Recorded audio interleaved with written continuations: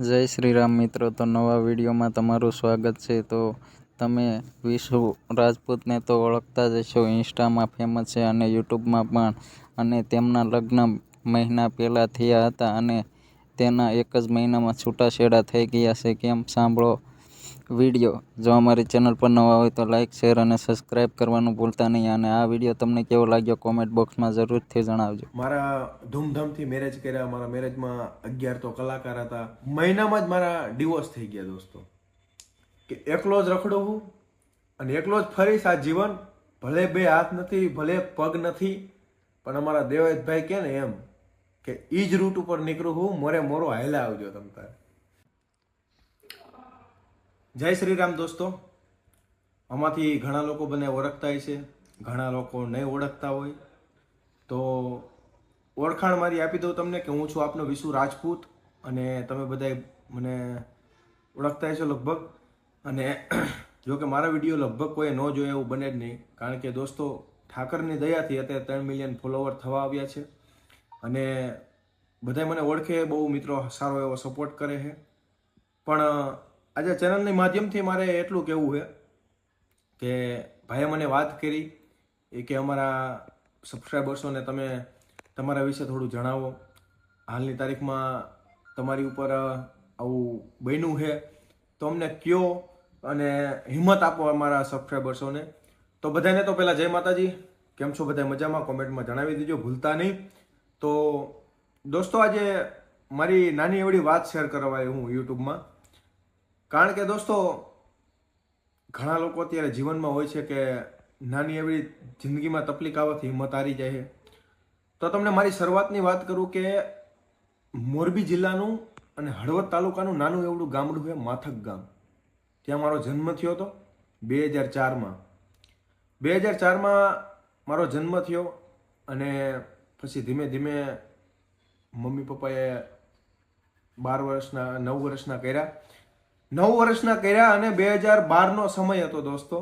2012ના સમયે કહેવાય ને કે ઠાકરે માંડી છે મારી ઉપર. તો એક ધાબુ હતું, એ ધાબા ઉપર તાર હતા ઉપર અને એ તારમાં પતંગ ટીંગાતી હતી.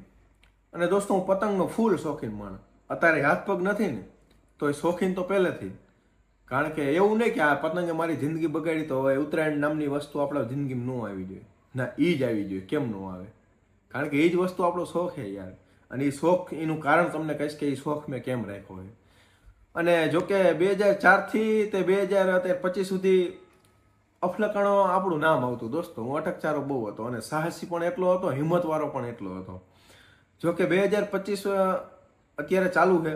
2012ની વાત કરી હું તમને કે એવી રીતે હું પતંગ લેવા ગયો હળિયેથી. ત્યારે તો આપણને બહુ ખબર ન પડે દોસ્તો.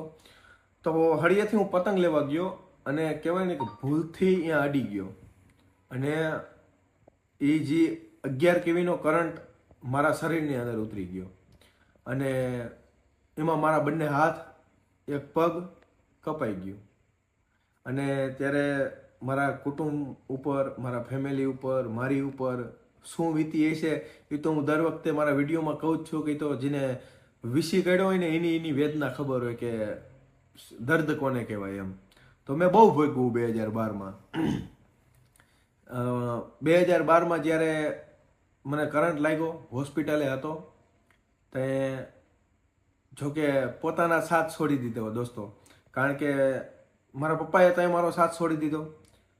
મારા મમ્મી મારા ભેગા હતા, મારી બેન મારી ભેગી હતી, મારું મોહાર મારા ભેગું હતું. પણ સ્વાભાવિક તો વસ્તુ એ દોસ્તો, જેનો મારે સાથ જોતો હતો, જેનો સપોર્ટ જોતો હતો, એને જ મારો સાથ છોડી દીધો. પણ વાંધો નહીં, ઠાકર કરે ઠીક. અને હજી પણ કહું, કોઈની નથી બીક. રેડી, જિંદગી છે, હિંમત છે, ત્યાં લગીને લડી લઈશ. પણ 2012માં ત્યારે મારી ઉંમર શું કહેવાય દોસ્તો, 9 વર્ષનો હતો. અને મારા મમ્મી, મારી બેન મારા ભેગા આવતા રહ્યા. તો કે છોકરો, જોકે માં કહેવાય, બીજા બધા વનવગડાના વાહ, પણ માએ મને ન મૂક્યો. ગમે એમ તો મારો દીકરો ને ભલે હાથ પગ વિના ન રહ્યો. પણ પછી ધીમે ધીમે મહેનત કરતા કરતા દોસ્તો 2013ની માલિકોર હું ભણવા વહી ગયો અને 2023ની માલિકોર મેં ઘર જોયું મારું. મેં એટલી મહેનત કરી. મેં ટ્રેક્ટર શીખવું, બાઇક શીખવું, ભણવાનું શીખવું, લખતા શીખવું હાથ વિના. જોકે 2004માં મારો જન્મ થયો તો ત્યારે મેં બોલતા શીખો, જ્યારે બધું શીખો ને આપણે જન્મ થાય તમારો, તમે બધું શીખો એવી રીતના જ 2012માં મેં રિપીટ કર્યું બધું શીખવાનું. મારો બીજો જન્મ હતો દોસ્તો. મેં હાલતા બીજી વખત શીખો 2012માં. આમ કહેવાય ને કે બીજો જન્મ હતો મારો એમ 2012માં, કારણ કે મરીને ઊભો થયો હોય એવું જ ગણાય. પછી તમને કહું કે ધીમે ધીમે બહુ મહેનત કરતો ગયો, બહુ તકલીફો આવી જીવનમાં, લોકોના મેણા એવા આવતા કે હવે તો હાથ નથી શું કરી શકશે, હવે હાથ નથી શું કરી શકશે. ત્યારે હું દોસ્તો મૌન હતો. મને ખબર હતી કે મારો સમય આવશે, હું મહેનત કરું છું, મારો સમય કેમ નહીં આવે એમ. પછી બધાના મેણા ટોણા મેં આયા ન રાખ્યા, આયા રાખ્યા, આ મગજમાં રાખીને પછી જે હું સોટ્યો છું દોસ્તો મારા સક્સેસની અંદર, મારી સફળતાની અંદર. પછી મેં ઇન્સ્ટાગ્રામમાં મહેનત કરી અને તમારા બધાનો પ્રેમ, તમારા બધાના સપોર્ટથી આજે 3 મિલિયન પૂરા થવા આવ્યા છે. એમાં હું મારા જોગી ઇન્કમ હું લઈ લઉં અને તમને પણ સોશિયલ મીડિયા ઉપર મારી લાઈફ ખબર હશે કેવી પહેલાં હતી અને કેવી અત્યારે થઈ ગઈ છે. હવે સ્વાભાવિક વસ્તુ છે દોસ્તો, અત્યારે ખોટ ખાપણ વાળો છોકરો હોય ને એને મેન અત્યારે મા બાપને એક જ ચિંતા હોય કે મારા છોકરાને વહુ કોણ દેશે. પણ એ પણ હિંમત મારામાં હતી કે મમ્મી તું ચિંતા ન કર, હગું ને હું ગમે ત્યાંથી કરી આવીશ. કારણ કે આવડું મોટું જગત છે, કોક તો પ્રેમાળ હશે ને, કોક તો દયાળુ હશે ને. પણ છેલ્લે જતા મેં જેવું ધાર્યું હતું એવું ન થયું દોસ્તો. પ્રેમાળ ને દયાળુ નહીં, છેલ્લે માણસ સ્વાર્થી નીકળ્યું યાર. અને છેલ્લે મારી બધી લાઈફ કમ્પ્લીટ થઈ ગઈ, હું સક્સેસ થઈ ગયો. જ્યારે માએ મારી વાહે મહેનત કરી અને જ્યારે મારે મમ્મી પાછળ મારા મમ્મીને સાચવવાનો સમય આવ્યો ને, જોકે માને કોઈ દી હચવાય નહીં, પણ આપણી ભાષામાં કહેવાય તો જ્યારે મારે મમ્મીને રાખવાનો ટાઈમ આવ્યો ને ત્યારે દોસ્તો મારી ઉપર કંઈક અલગ જ થઈ ગયું. મમ્મીને એવા સપના હતા કે બટા આવતું પરણી જતું. 21 વર્ષનો થઈ ગયો, મારી ઉંમર અત્યારે 21 વર્ષ છે. 21 વર્ષ ઉંમર છે મારી. અને પછી મેં મેરેજ લાઈફમાં થોડો રસ લીધો એમ કે હવે ઉંમર થઈ ગઈ તો પરણી જાય એમ. તો પછી જેની હારે વાતચીત કરતા હતા, અમે રિલેશનમાં હતા. અને જોકે મારું ફેમિલી પણ ઓળખતું હતું, બધા હતા કોન્ટેક્ટમાં જ હતા. પછી વાતચીત કરી એકબીજાને, માની ગયા બધા. કોઈ જાતની કંઈ પ્રોબ્લેમ નથી એવી અમારા જીવનમાં. અમે ટેસ્ટથી પરણી ગયા દોસ્તો. મારા ધૂમધામથી મેરેજ કર્યા. મારા મેરેજમાં 11 તો કલાકાર હતા અને ઘણા બધા મિત્રો હતા, લગભગ ગુજરાતના ક્રિએટર હતા અને બહુ અલગ અલગ મહેમાનો હતા. મને બહુ મજા આવી, એમને પણ બહુ મજા આવી. મારામાં છેલ્લે ફોન આવતા કે વિશુભાઈ લગન તો બાકી તમે જ કર્યા. એવા છેલ્લે દોસ્તો એક આમ કહેવાય ને કે એટલી દુઃખદ ઘટના બની કે એની કોઈ સીમા નથી. મહિનામાં જ મારા ડિવોર્સ થઈ ગયા દોસ્તો. કારણ તમે બધા પૂછતા જઈશો તો કારણમાં દોસ્તો એવું હતું કે મેરેજ થયા અને ટૂંક જ સમયમાં દોસ્તો ઝઘડા થવા માંડ્યા. અને એવું કહેવાય કે મેરેજમાં બધું એકબીજાને સમજવું પડે એમ. સમજવા છતાંય વ્યક્તિ માથે ચડી જાય તો પછી હું પણ એક રાજપૂતનો દીકરો છું, તો અમારું લોહી થોડું ગરમ હોય તો માણસ જેટલું સહન થતું હોય ને એટલું કરીએ. કે બાકી ઓવર થઈ જાય, ફેમિલી ઉપર વાત આવે ને એટલે તો હું ગમે એને કહી દઉં કે ભાઈ હવે રજા લો પ્રેમથી. તો પછી વધારે ઝઘડા થતા ગયા. છેલ્લે તો એ વાત આવીને હદ સુધી ઊભી રહી દોસ્તો કે તમારા મમ્મી અને તમારા બેનને તમે મૂકી દો અને મારા ભેગા એકલા રહેવા આવતા રહ્યો. હું નામ નથી લેતો, તમને બધાને ખબર જ હશે. તો મમ્મીને મૂકવાની વાત આવી ને દોસ્તો, અહીંયા આપણે ન જયેલા રહ્યા. મેં કહી દીધું, મેં કીધું દુનિયા આખી હું મૂકી દઈશ પણ હું મમ્મીને નહીં મૂકું. કારણ કે મમ્મીએ મારી ઉપર જિંદગી કાઢી છે. તો અત્યારે મારો જ્યારે સમય આવ્યો તો હું મમ્મીને મૂકી દઉં. જોકે મારા મમ્મી તો કહેતા જ હતા એ કે વાંધો નહીં, તમે જુદા રહેવા હોય જાઓ, તમારું ઘર હાલતું હોય તો.